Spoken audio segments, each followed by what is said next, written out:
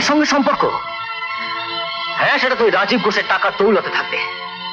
ঠিক আছে, কত কত টাকা লাগবে তুমি বলে দিও, আমি পাঠিয়ে দেবো। কোথায় যাচ্ছ?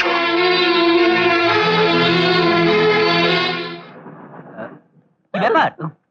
মানে ওদিকে কি দেখছো? দেখছিলাম দুলালদাকে। দুলালদা? হ্যাঁ। এই দাদা হলো কখন থেকে? যখন থেকে ওকে জানলাম। আমি তো বিষয় আশয় কিছুই চাইনি,